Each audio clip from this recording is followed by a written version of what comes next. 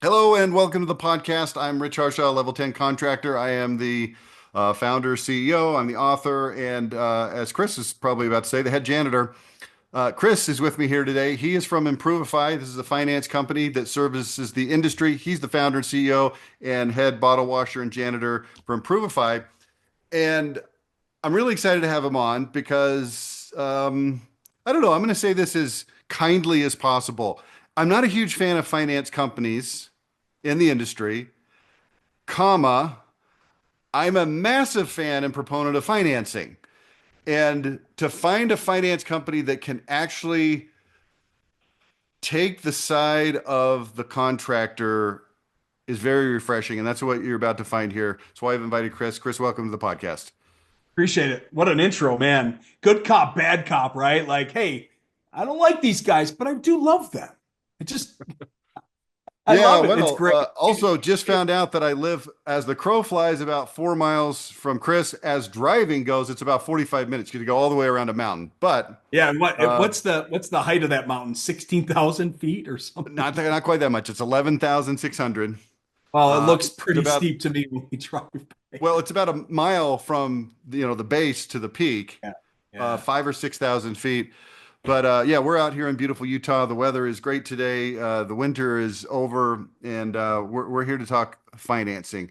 Let's Now, do it. Love it. here's what I want to get a little bit of the background. Where did this company come from? Because I actually don't really care that much normally how a company came into being, other than I think there's a real leaning into the contractor and there's needs that you understand that perhaps a bank who has a financing product doesn't necessarily understand. So go ahead and run with that. Sure. Started the company, retired from Service Finance. I was a SVP over there with Truist, of course, and what a great experience it was with those guys. I mean, there are some great lenders in this industry that I really, really respect, and I learned a lot there. But the idea from Improvifi with what we do differently in the marketplace came from working at a bank. Let's just call it a bank, many banks, different banks. I've been doing this since 1993. Like building homes in 87 in high school, roofing in 91, and I got into contractor financing in 1993. So I'm 54 and I still have a massive passion for this industry. But the idea from Improvifi came at what can I build that's different than the commoditized, here's your rate sheet, go sell approach. Here's your account rep. They might help you, but if you're not a big account, they probably won't help you. But hey, you got a rate sheet in a portal and it's easy, it's quick, and it's fast. I was like, that doesn't work. It doesn't work because the large amount of contractors in this marketplace aren't the top 5%. They don't have consumer credit centers that run the app in the back office. They've got guys at the point of sale trying to help a homeowner with affordability, period and paragraph. So the idea came from how can I build a company to help every home improvement contractor out there with a financing solution at the point of sale, soft credit pull, but more than just unsecured, do secured loans, but more than that, have a deal desk that they can call and ask for help. And then offer them training university to help train their entire team so they can learn how to sell financing. And then build an educational community where they can come and talk to us on a daily basis to ask us questions. So it was more than just here's your rate sheet, here's your programs, go sell. It was here's your lending solutions, here's your unsecured, your secured, here's where you meet the customer where they need to be met. And then, oh, here's your support center of the deal desk in the training university. So the idea was big and audacious. And it came from me building the company with no equity, no private equity. Nobody supported me and gave me a couple $1 million to build it. It was, I left a $350,000 corporate job to, okay, I'm building this from the ground up. And it was bootstrapped. It was flip-flop strapped, man. And Like it start. was What year very, did you start? we started this EIN in Florida in 24, and we are now over 5,000 members and do Well, about did you say 2.5 to 3 2024? million. 2024. What month? 5,000 members. Yeah, January 19th. I'll never forget it. There's a long story. It's another podcast on why I built this. We have 5,000 members on our platform, 575 clients. We fund about 2.5 to 3 million a week, and we do commercial as well. We have about 250 million in the commercial bucket for funding right now. It just skyrocketed. Okay. So how many, you said 5,000 members and how many customers? 575 members on our platform. Those are clients. They're We call our contractors clients because we don't treat them like a commodity. That comes from Jay Abraham, by the way. Terms of, hey, I'm a $8 million roofing window siding company. Okay, Mm. I hear a guy saying we care about you. We're not commoditizing you. Okay, great. What Yep. does that look like in real life? 8 million. They're probably already, if they're doing 8 million a year in financing or just 8 million in annual sales 8 rev. million in annual sales. Maybe I'm not even leaning into financing. Maybe I need to get better at it. Excellent. Good. Our first conversation is, well, who are you using now? And what do you hate about them? Just like you, like a lot of them hate their lenders. And I'm like, why the hell do you hate it? Like, it's affordability, right? Like, don't get I any mean, support. it seems like the kind of thing. Okay, a couple things. Let's break this down. Number one, I think a lot of companies are massively underutilizing financing. Yes. And that's a leadership issue because the Yep. leadership probably looks at financing more as a cost than a profit center. Okay, so let's take that. We'll put it aside. Let's address it in a minute. Yeah, let's park that one because that's important. We need to talk about leadership and accept the acceptance of financing. I think that's pretty pervasive. Number two, if people are using financing, whether they're using it under leveraged or leveraged properly, I think they kind of look at it. I think they treat it like a commodity simply because, well, I have a finance company. Hmm.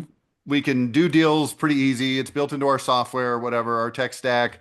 Um, yeah, the fees could be lower probably, but whatever, the fees are what they are. We've kind of shopped it around and we're comfortable with what it is.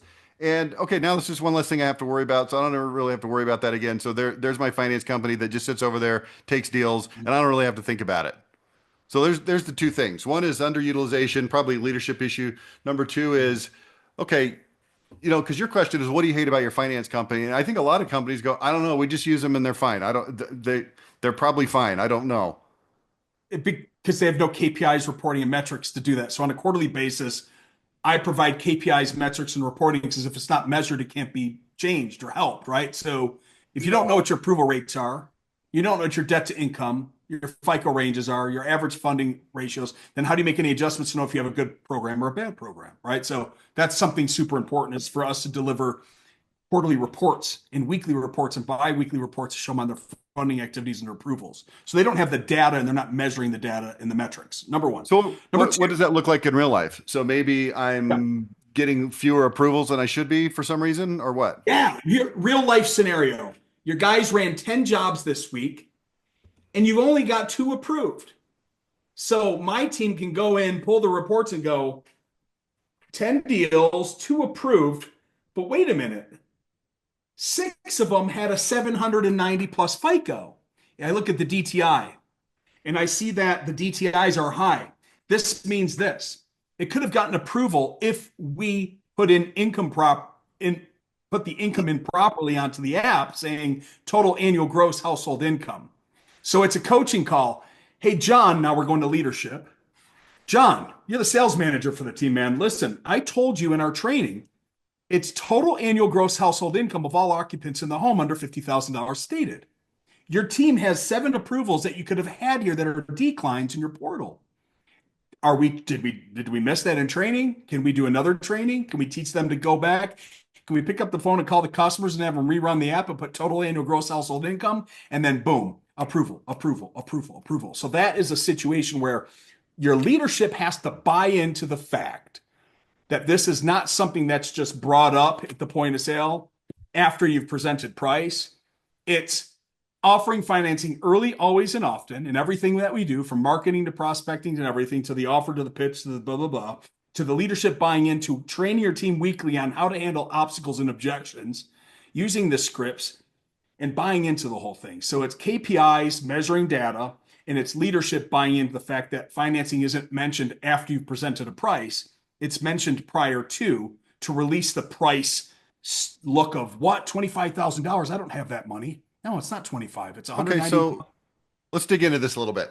Yep. Um, let's say that typical company that you start working with, if you did an audit of their existing finance situation, Mm, mm, mm. okay, what do you what grade would you give them? And here's the factors that go into that. Are they using it enough? Are Yep. they getting the right approvals that they should? Are they turning down people that shouldn't be turned down? Are their salespeople pitching it correctly? I don't know. You maybe some other factors you could throw at me. Those are the ones that come to mind. Like what's the health of their finance situation when you start working with a company typically? And I'm going to take a guess that it's probably like a C minus. Well, it depends who we're talking to. You had mentioned, Obviously, yeah. it's going So to vary. if there's make market and take market. Take market means it's the 8 million guy that's using a great lender. We'll leave all the lenders' names off of this, and they're doing well. And we ask them, say, what's your approval rate? We're doing really good at prime, but our stuff under 680, we just can't get it funded anywhere. So at least they have the data to know where their drop off is. Those are really fun because if I can go in with my super subprime program from 550 to 680 and buy that second look deep stuff and then use my secured loan, I'll capture all that business for him and he can stay with his prime lender. I'm never the person that says, oh, you have to put us in first position. I don't care where you put us. Have more tools at the point of sale. Use the toolbox, not the tool. So if you're happy with your lender and you're doing well from 680 up, but you're failing between 680 and 550, let us come in and buy that 550 to 680 paper. So that's a different conversation. But to know, my first question is, how are you marketing it? How are you offering it? Are you bringing it up at every point? Are you using the laminate at the point of sale to present your consumer credit center and not advertise the lender? What's the process? How is your team doing it? I want to hear what their pitch is. So And we're what are going you to tear it seeing? down. You made a great list. Your top guys that are doing well are doing it. The ones that aren't doing it well are the guys that are brand new in the market. The roofer that's doing a restaurant, I'm doing restoration, man. I got to go retail. How do I do it? I love those guys. A lot of lenders don't love those guys. It's hard work teaching somebody from the ground up how to build a finance consumer credit center in their company. I love that work though, Let me because give you that falls right in the. I'll give you two anecdotal points of evidence. They're completely anecdotal. First one, major, huge, massive HVAC company. I'm working with these guys. This is a few years ago, probably 7 or 8 years ago. I'm a huge proponent of financing, as I've already stated. And so we get through a lot of the normal things that I'm consulting them with, and I finally make it around to looking at their financing situation. And here's what I find. Their top two salespeople are selling an average of $21,000 per system. They're selling ductwork, the whole freaking thing, 21 grand. And their average guy is selling like 14,000 and they're not using financing. The top guys are using financing consistently. So, you might expect that. So I go in there and I'm like, hey, let's train these guys to do financing. What the other guys are doing. And their attitude, again, this is one of the most successful HVAC companies you'll ever find. But their attitude is, yeah, well, we there was like no urgency at all. For another $7,000. Yeah, like, we have our guys who are good at it, tell them that they should, and then they just don't. I'm like, well, why don't you force it? Why don't you, coach it? Why don't you bake it into the sales process? Okay, so there's point of evidence number one. Point of evidence number two, much more recent. Yesterday, I was doing I never do sales training for sales teams, but yesterday, for a myriad of reasons, I found myself in front of a very successful company's roofing, siding, windows sales team doing a sales training. For those of you who have listened to my podcast for a while, you can go not that far back in this podcast and you can find that recording because it's on my podcast. And you can hear this. It's in my podcast. I asked the team, I'm going through this thing called financing and I'm teaching them how to do financing. And I say, before I get to, how to do it, I say, how many of you 17, 18 guys feel like you're expert caliber at using financing? Two guys raised their hand. Yeah. 15 guys did Nope. not raise their hand. I'm like, Uh-huh. why? Yeah. This I is not was a dummy company. This is not a bunch of idiots. This is people that are leading leaders in their market. I went down to Lehigh last week to do a training face to face for a group of 27 people. Only 14 showed up. That sales manager Well, law is mine. yeah. Well, so I think there's a lot of room there. I agree with you. In fact, you said something a minute ago that I have said many times. I've never heard anybody else say it, so it's very heartwarming to hear you say it. When should you use financing? Early, often, and always. That's the same phrase I use. Early, often, and always. When you go in, you set the table. with financing. Mr. and Mrs. Johnson, let me ask you this. How much were you thinking that you've got set aside in your budget on a monthly basis to pay for this new roof? We create a consumer credit center for our clients. We don't advertise lenders. We don't need to because they're banks. They don't need us Yep. advertising for them. Our goal is to help a contractor market, brand, and build their consumer credit center up here. Number one, I'll explain why. Number two, third party validation, credibility. You show up differently in the marketplace than the other three guys because you have a consumer credit center. So when you walk into the point of sale and you're a greenhorn, you don't know how to talk about financing. All you have to do is say, hey, Mr. and Mrs. Smith, I'm not sure how you're looking to pay. If you'd like to use your money or use ours, but we at Chris Scoville's Roofing have a consumer credit center, enter my logo.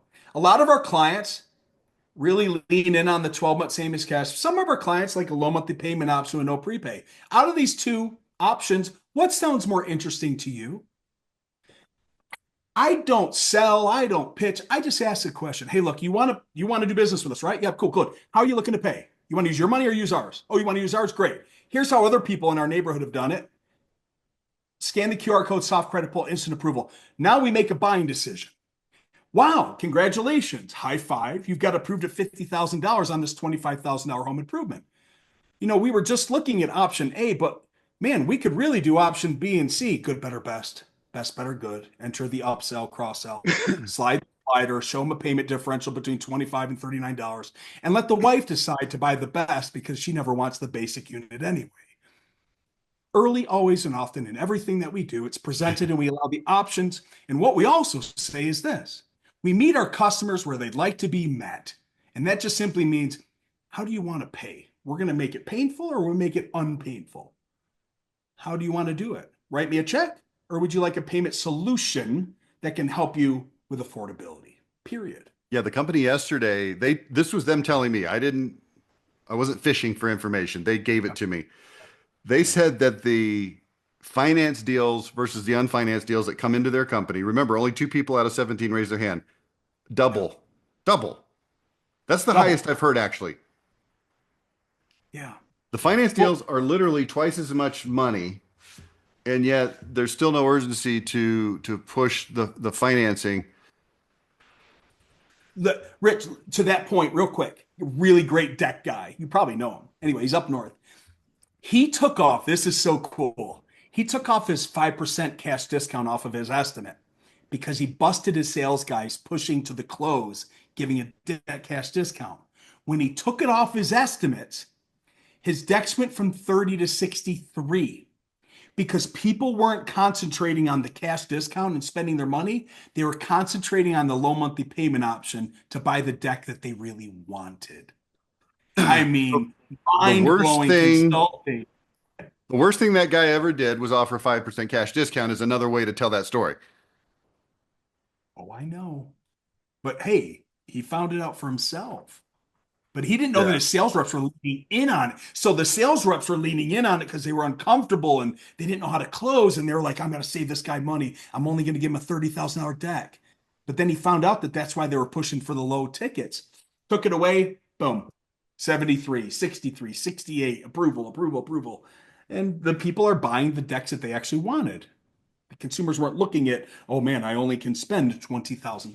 Well, no, you can actually spend 60 because it's $549 a month. Yeah. Now that brings up one other point, and I actually covered this in that training yesterday. If I'm in the home selling financing, which by the way, I've literally never been in the home selling anything because that's not my business. I'm a marketing agency. But this is how I would approach it. It would be like, hey, Mr. and Mrs. Johnson, how much were you thinking that you wanted to spend on this on a monthly basis? What fits into your budget, in other words? Yeah. Maybe they say, I don't know. Maybe they say, I want to pay cash. Maybe they give you a number. But here's where I'm trying to go with this. I want them to focus in on a number, 3, 4, 5, whatever, $100 per month. And then I want to look at them and I want to say, hey, I just want you to know, look, it's a roof. Obviously, it's a lot of money. It's a big deal. I don't take that lightly, but here's what I want you to know. We can do that. We can work within your budget. You can afford this. So what I want you to do is I want you to stop worrying about the money. It's completely affordable. It's going to fit into your budget. And let's focus on the actual roof and the process of getting you the right thing.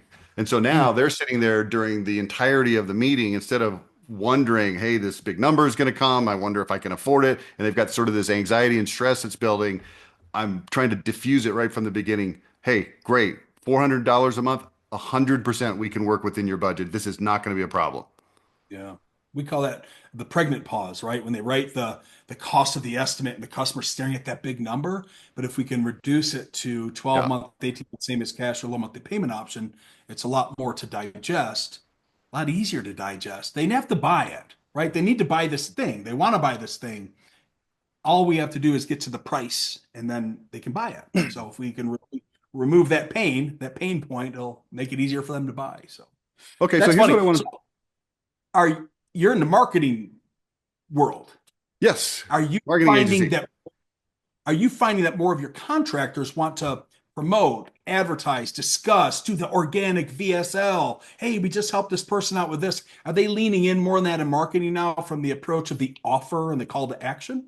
Another anecdotal story for you. I've got a client I've worked with for 10 years now. The last few months, their lead flow has been less than robust. It's been lower than we wanted. So we ran a campaign on Facebook offering financing, worked great. Okay. So we went back, created all new financing radio and TV commercials. They're heavy on radio and TV. We put them in place last Thursday, and it's Wednesday as we're recording this. I had a meeting with them earlier today. Boom, this week lead flow's great, and it's Right. it's just strictly a financing offer. Good. I mean, and I always like to bring things outside of the home improvement world to talk about. Like when we watch a Super Bowl ad for the F-150, they're not proudly saying Ford F-150, $114,000 and $98.36. They Yeah. say Ford F-150 at your local dealers now for a 1.90 with approved credit to 72 months or lease from XYZ. And I talk about that because that's what your consumers are used to Yeah. seeing. They're not used to buying a roof because hell, they didn't want to buy a roof anyway because they'd never bought one in their life. So they didn't know that it was $30,000. So when in my training, I love training, by the way. I'm super passionate about it. I always try to bring these real stories to these contractors that look at me like I'm insane. Like when you go buy a side by side, which by the way, side by sides are really expensive. It's $786 a month for the side by side. I'm out there getting trained by these guys and helping them teaching them how to sell financing. It's all around us. So if you're not offering a financing solution in 2025 and you're a contractor, your consumers are waiting for it because we make things Amazon easy. My wife bought this Bible. It's leather bound. It's got my name on it from Amazon, and they gave her 6 equal payments through a firm. That's buy now, pay later. So why should home improvements be any different? Buy it now, pay for it later. I'm So sure I'm sure you heard the news just last week. DoorDash came out with their Klarna offering, so you can now finance your lunch over 3 easy payments. I so Rich, this is great. I love that you feel the same way I do about financing lending companies. So there's dealer fees, and contractors just lose their minds. They're like, I'm not going to pay the lender. I don't know. They should be paying me, right? That whole thing. Yeah. So I always like to tell the contractor, all right, cool. So we go down to Smith's, and Smith's is a grocery store. So the milk is in the back, and it's $4.89 a gallon. I don't know. I don't drink milk. And you take it up to the lady, and you lean in with your best negotiating skills, and you say, I'm paying cash today. And she looks at you like, it's $4.89. And you're like, yeah, but I'm paying cash. And she's like, sir, it's $4.89. And you're like, yeah, but I want a cash discount for the milk. And she goes, cash or credit card, sir, or get out of the line. Here's Mm. my point. The milk has got a dealer fee built into it. It's 3.5%. Because they don't know if you're swiping Discover, Amex, MasterCard, Visa. They built a dealer fee into the milk, by the way. Yeah. And if you Yeah. pay her cash, if you pay her $5, she ain't giving you a cash discount. So the silliness of contractors to think, well, I can't believe that a lender charges me money for the money when it has to get from Wall Street to the table and back up to Wall Street because that's where it's being bought and sold.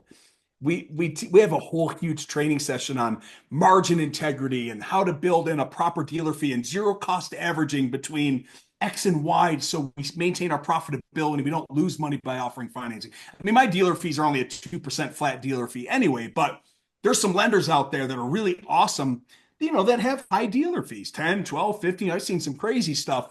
But the contractors need to understand how to protect their profitability. So when they're offering a financing solution, they're not losing money.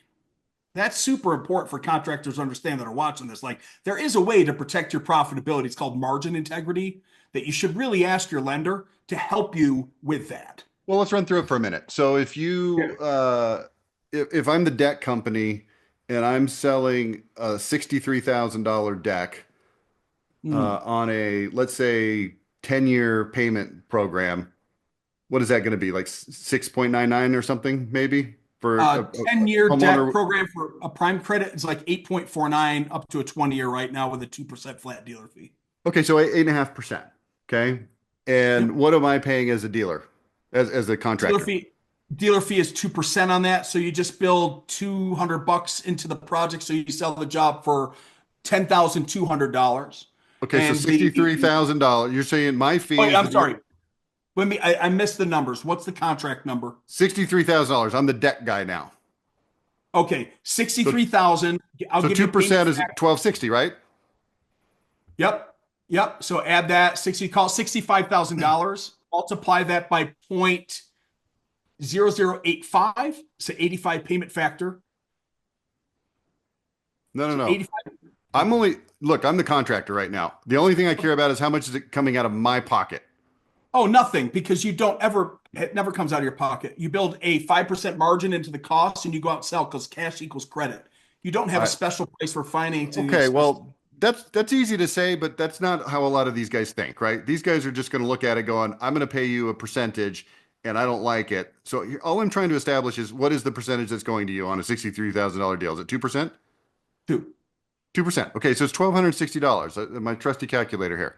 Fair enough. Oh, that's an old school one. Nice. That's an HP 12C. I've had it since Yeah. my I freshman spent year in 19 college. years in the mortgage industry. That's my old best friend.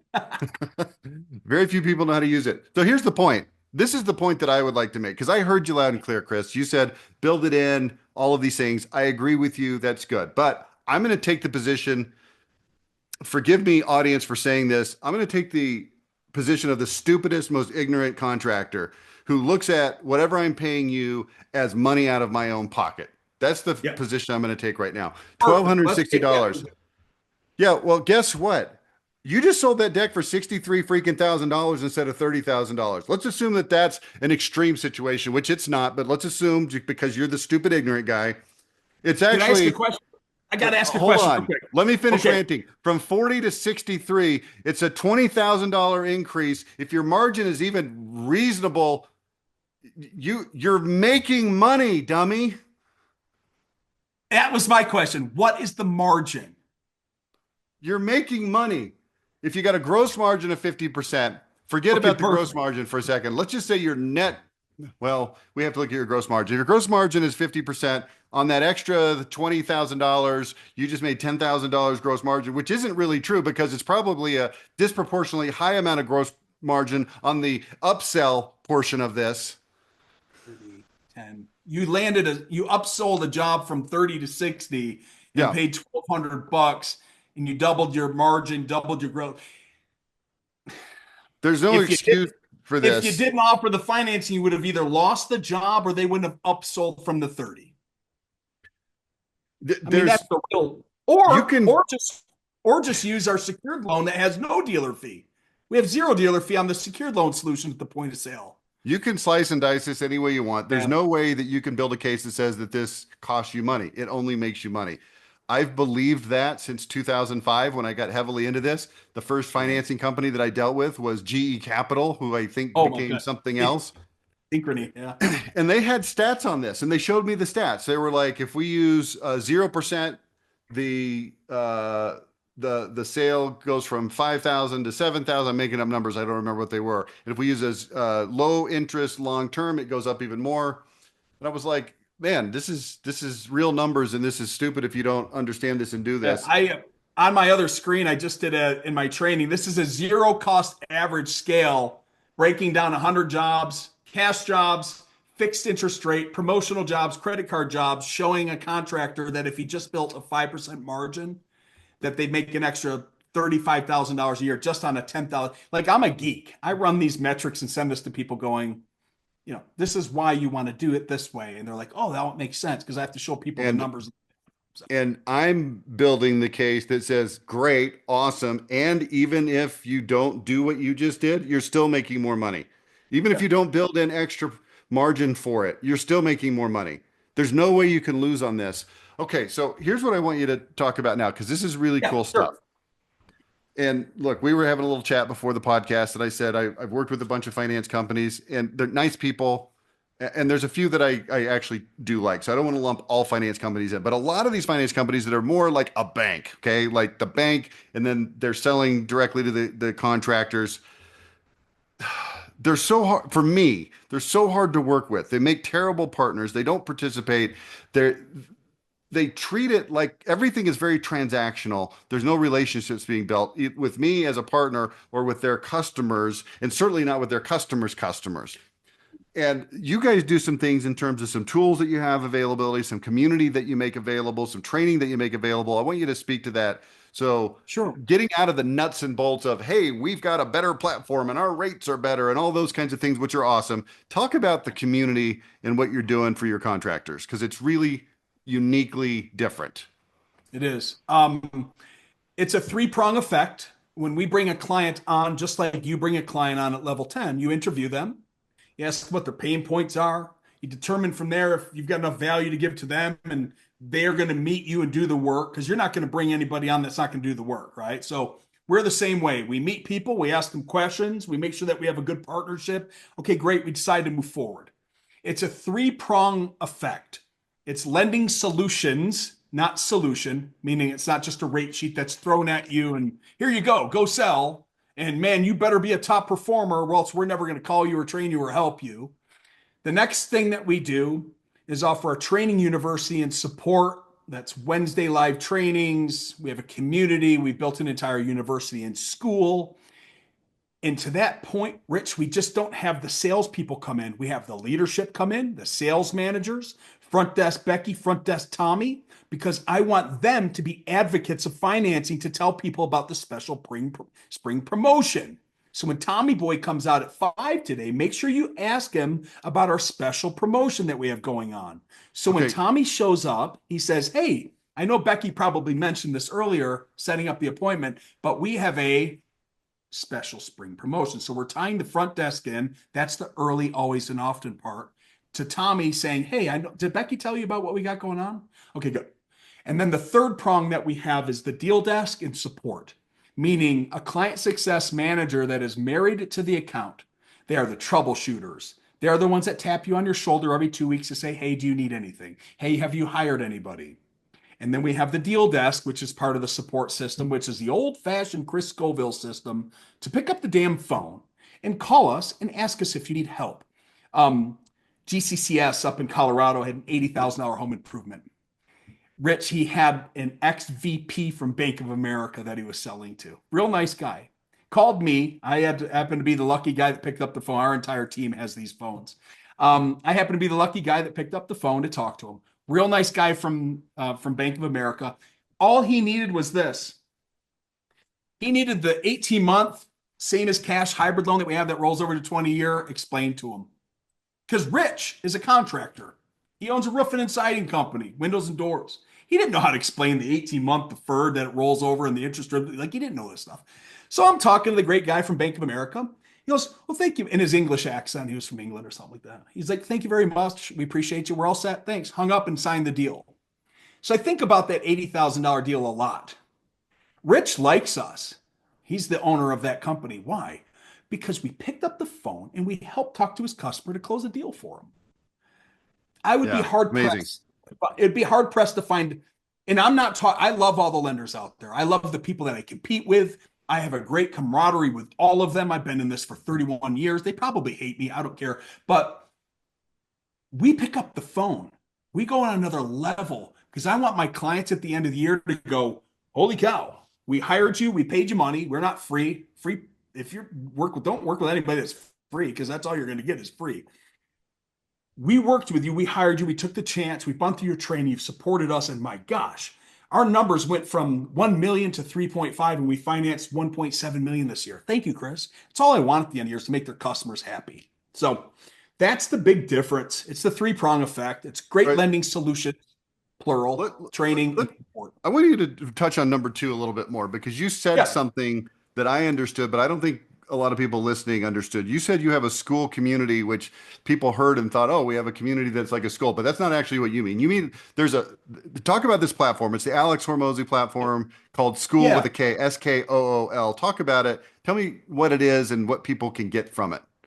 sure. So when a client comes on board, their entire organization can come to school. Our team lets them in. Now you're welcome to the university. And I'm looking at it over here on my other screen so I can explain. This is a There's a digital platform that you log into, right? Yes, there's a community chat board where you can ask me questions every day and get answers live. I had a marketing question today, which you'd really appreciate it, by the way. I'll bring it up in a sec. You can talk to me live. Community chat where you can talk to other professionals across the nation about what they're doing that's working. Then we have classrooms. Classroom one, March Madness. Obstacles and objection training, the top 25 broken down each day with videos, scripts, and role play sessions for your weekly training. That's just one little classroom. The next one is the insider training calls. Every Wednesday at 11 a.m. Eastern Standard, I go on there and train for 30 minutes. We do a Q&A, we record it, and we put it in the insider training bucket school. The next, 7 steps to selling findings. So there's multiple rooms that when you hire somebody that is brand new, we're going to put him in the 7-step selling process, and he's going to watch these 3 to 5 videos. And he's going to come out no more than 98% of the people out there. Or I've got a sales pro that's like this, the sales pro. You've trained him, right, Rich? The guy up front with his arms crossed that knows everything. He's going to go over to Sales Pro 360 room because that's advanced selling techniques. Marketing resource kit, how to market, how to make an offer, how to do organic videos like our trusted partners, the R4 method, how to get more reviews, referrals, rewards, and retention. I call it the R4 method. The deal desk, resources, need help. Like it's an entire university that we give. And then I've got a leaderboard. So I can actually report back to, remember we talked about leadership? I can report back to the sales manager at DT Roofing. His name is Mitch, by the way, and say, hey, Mitch, you've got 27 guys. There's 3 guys that are utilizing it, taking courses. The other guys haven't logged in yet. So there's some accountability that we can do as well for old DT Roofing down in Granbury, Texas. So it's fun. It's interesting. It's live. And of course, I've got YouTube and all that cool stuff with free training for people that don't want to pay us money. They can go still learn how to sell finance because I care about them as well. But So we're finding the is the school. school enrollment included with being Yeah, your client? 100%. Yeah. Okay. I, I'm 80% education, 20% financing over here because Yeah. I without mean, education, well, some people don't know this because they're probably not familiar with the platform called School. You can use it as a subscription-based model where you can charge people to access the kind of yeah. stuff that you're talking about. So the fact that it's free makes sense. I mean, Oh, I'm sorry. I'm sorry. Let me digress. It's our clients pay us to be part of Improvifi. They access it. Nobody can come into school, only Improvifi clients. right. That Anybody makes can go sense. to anybody can go to my YouTube and watch the 373 training videos I've done on Right. financing. So if they're an active client running deals through you, they've got access to School. Correct. Yep. You got It's it. free for your customers who are using you as Exactly. I heard you improperly there. Yep. yeah, okay. Well, that's all really, really cool. So the 3 Yeah. prongs, the leadership, excuse me, the lending solutions training university on Wednesdays, Yeah. for everybody from leadership down to the person at the front desk, and then the deal desk and support. That's really cool. By way of just curiosity, like how many deal desk calls are you fielding a day or a week or a month? We're probably getting around 50 right now because season's right around the corner. It's gone up. I just 50 launched per the what? deal 50 per week. 50 per week. It's not Okay. much. I think because Well, season's around the listen, corner, to but me, also that number is important. 50 a week. Look, I mean, who knows? You maybe got 40 million people and only 50 calls a week. I don't think that's true. You said you had 575 clients, right? Or members, I think you called them. So to me, 50 calls a week, here's what that says. This is a real thing that real people are actually really using. yeah. Obviously, you don't need to use the deal desk for every call. That seems silly to me. Of course, a lot of deals are just very Yeah, routine and there's our goal is to them not to have to use it. It's to make the lending so good up front that they don't get into a difficult situation they can't handle. Yeah. but the fact that it's there if they have a problem just because they don't know, if it's a problem because, hey, being asked a difficult question that hasn't come up before. I think it's really cool that it's available. And if I'm hearing you right, it's staffed in real time. And if I'm literally in a deal right now and I call you right now, somebody answers the phone right now. Yes, it's right here. It's live right now. And I got a call from Colorado 20 minutes ago that as soon as you and I get off this podcast, I'll hit that 720 number and I'll call them back. Well, we better get off quick then. No, I'm not right. It is. It's real. It's real time. It's real time and it's real interesting. And people are like, "Wait a minute, you're doing what? You're creating a deal desk. Isn't that going to be hard? Is it going to be hard to scale?" I don't know, and I don't care. I hope so. I hope it's difficult to scale. Why? Because that means that it's working. If Yeah. people are dialing that number and it goes from 50 to 200 a week, that means that I created something amazing. Yeah. It also means that I created another service for my contractors, Yep. right? Like if And I've if you have to defined scale a up by hiring a full-time if deal I've desk defined a problem in person. if I've defined a problem in the industry and they're calling this number, it means that they have customers that need help. So that means that I found a problem and we're going to provide the solution. It's a fantastic problem to have if you have to start scaling something that explodes or implodes, right? So All right. Well, Improvifi, best way to get involved, what? Improvifi.com? that's it. Real simple. It comes in, it goes to my team. The team delegates. In about 2 weeks, my executive assistant I won't ever have to pick up any of these phones anymore. I'm looking to get off the phone business. Okay. It's gonna be interesting, Rich. We'll see how it goes. I like to control. We'll see what happens when she comes on board. Okay, well, I'm sure it'll be like everything else. It'll be We success. should get to. I should come down and visit you for a little. A little. I know we probably don't have time to eat with what we do, but I should come visit you over the mountain, man. It'd be fun. We could climb the mountain and meet at the top. It'd only take me about 11 hours to get there. I'm a big guy. I don't know if you're a big guy, but man, I better bring my oxygen for that one. That's a scary mountain right there. Your side of the mountain at least has a trail that goes to the top. My side of the mountain, there's no trail. Do you snowboard or ski? Bad knee. No. Okay, yeah, I snowboard, so I'll put that thing on the back and I'll write it down to you. All right. Well, hey, Chris, thanks for spending some time Yeah, today. thanks for having me, Rich. This is awesome. To This the is fun. audience member, dear audience member, please check out Improvifi.com. Get a hold of Chris and his team, and they'll get you set up. Look, I've been around a lot of different financing situations, and like I said, there are some that I like that are good. I don't want to disparage the entire industry, but I'm really excited about what Chris is doing. It's a refreshing thing to see this customer first type attitude that's really actually genuine and in place and happening. So thanks, Chris. Wish you a ton of luck, and we'll talk soon, I'm sure. Thank you, Rich. Appreciate you, man. Thank you.